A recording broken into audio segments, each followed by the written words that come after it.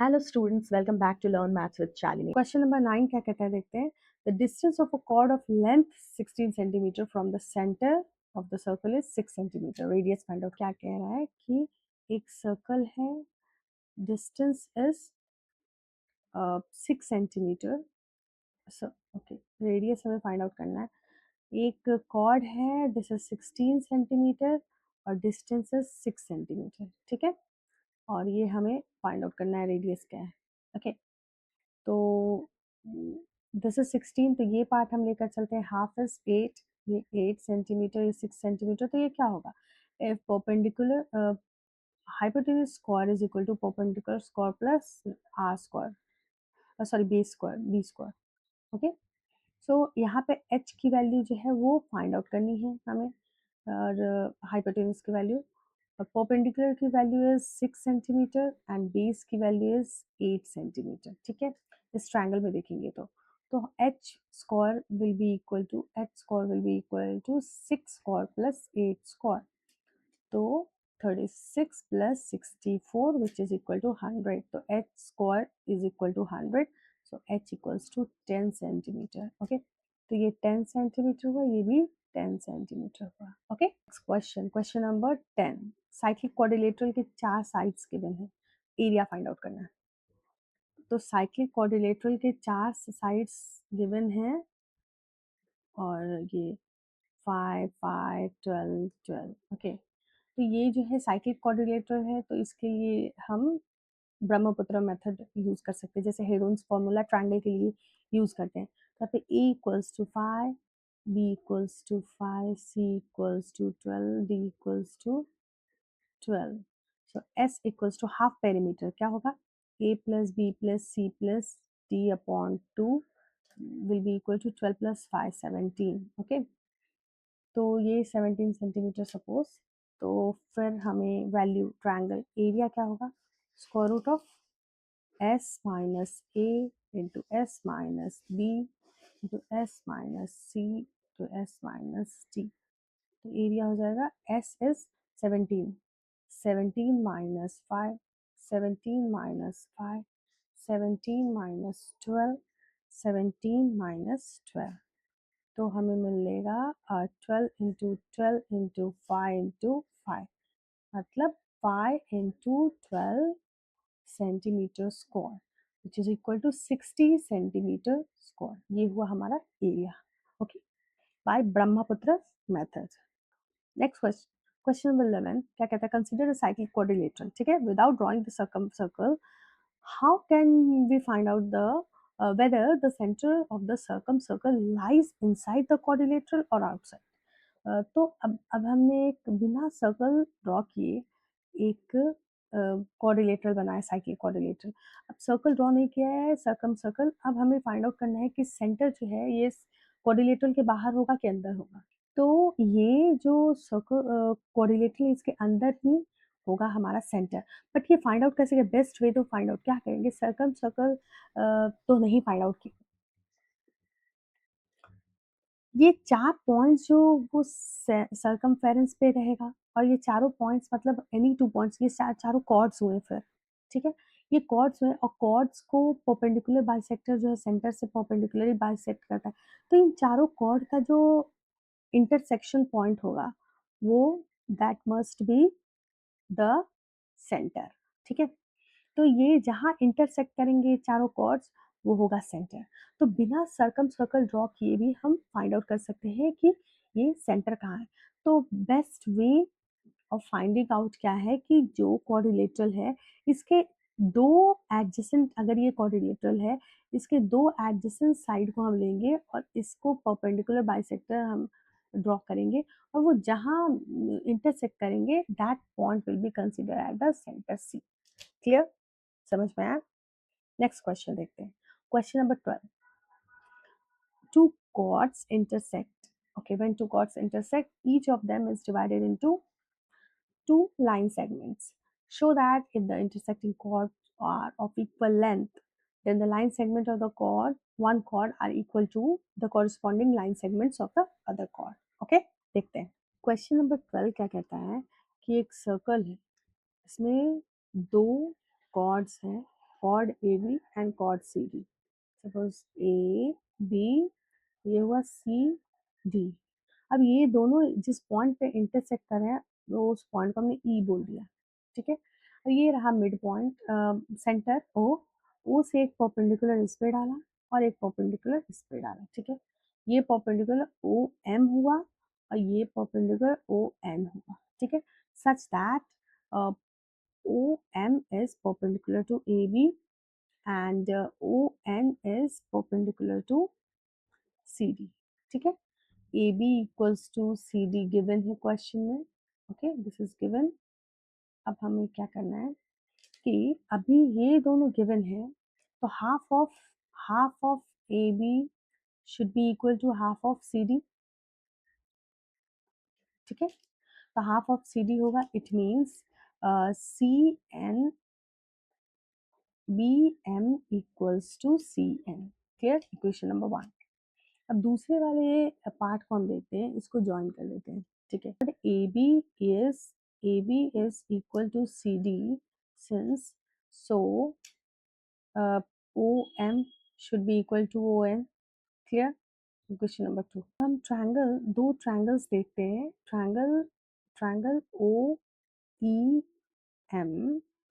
And triangle OEN, ठीक है।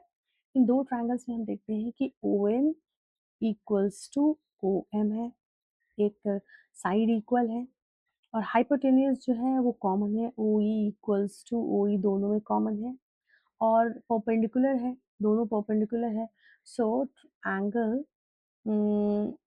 ONE should is equal to angle OME, okay, और equals to 90 degree, perpendicular है। So RHS जो congruency होता है उसके अकॉर्डिंग ट्रायंगल OEM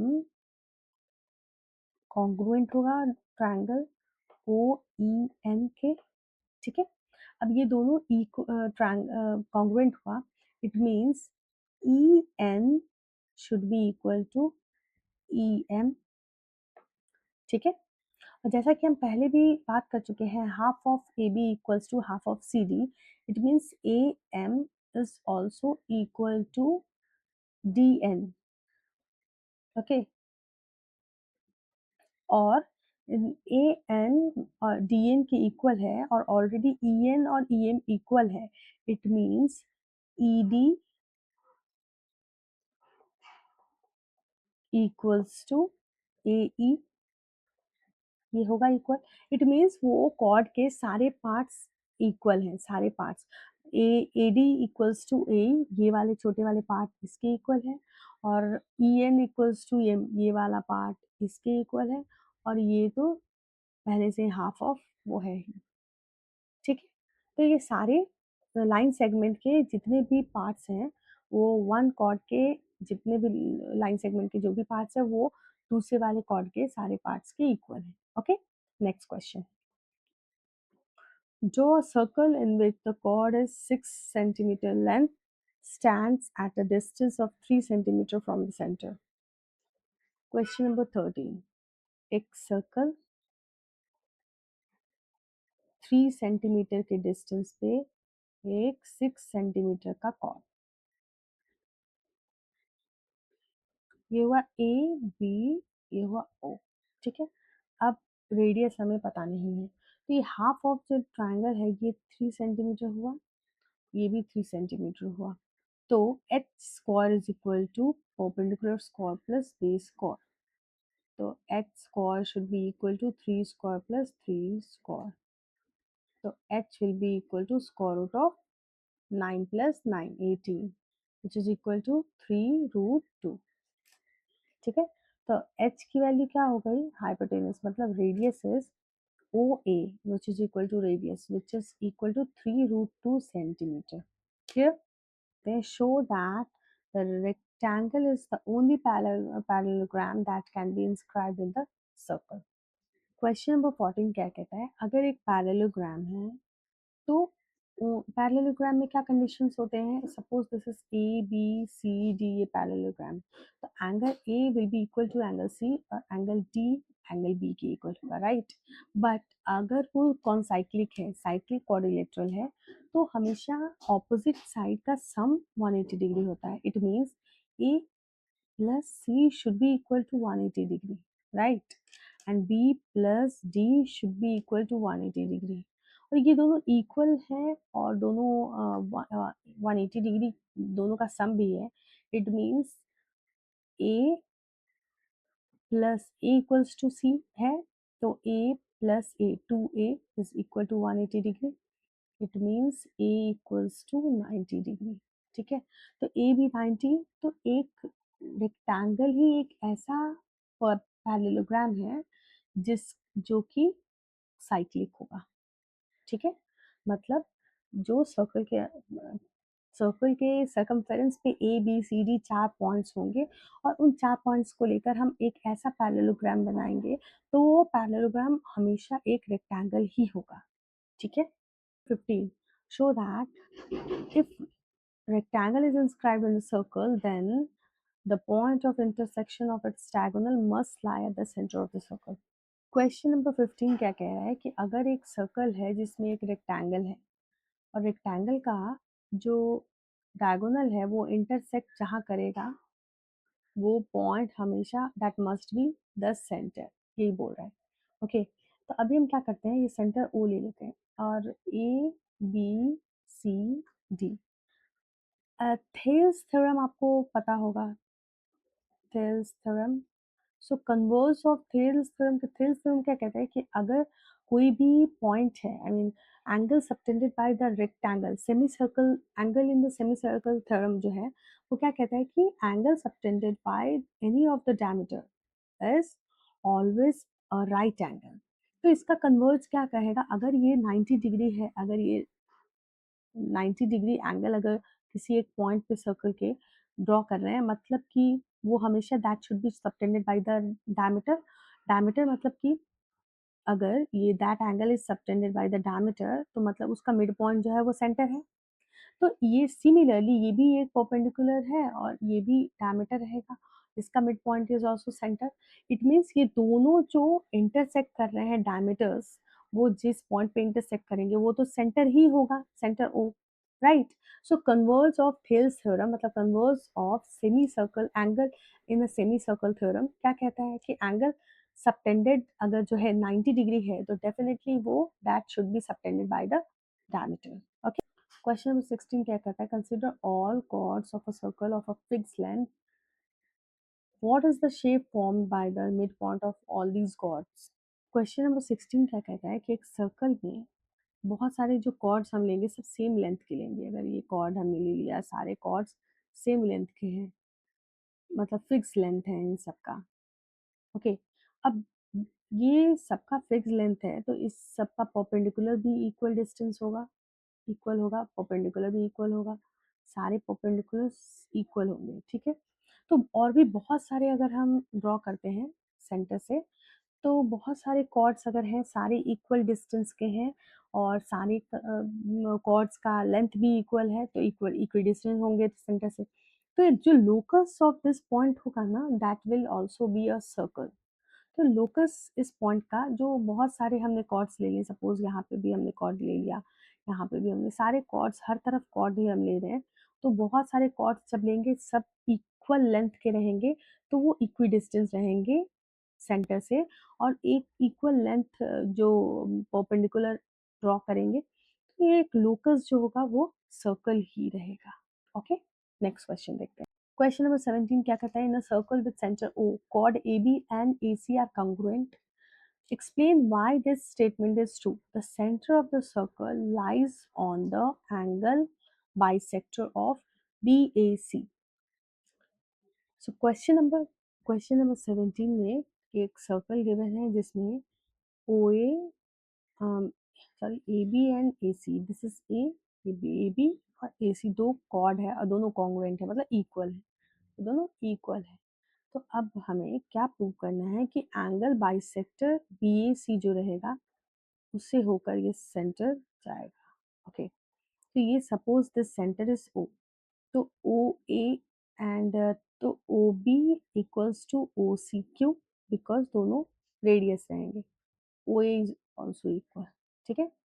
तो सिंस दो ट्रायंगल हम लेते हैं, triangle A O B and triangle A O C, इन दो ट्रायंगल्स में हम देख सकते हैं कि A B equals to A C given है और O B equals to O C radius है और ओ ए जो है दोनों में कॉमन है, ठीक है, इन दो ट्रायंगल्स में। तो हम इन दोनों ट्रायंगल्स को congruency S S S congruency के थ्रू हम कह सकते हैं कि triangle A O B is congruent to triangle triangle A O C, कह सकते हैं। मतलब सारे साइड्स इक्वल हैं, सारे तो सारे एंगल्स भी इक्वल होंगे, मतलब ये ओ सेंटर से ये बाइसेक्टर पे ही लाई करता है। ओके, अगर आपको वीडियो पसंद आया तो लाइक करें, अपने दोस्तों के साथ शेयर करें और सब्सक्राइब करना ना भूलें। Thank you.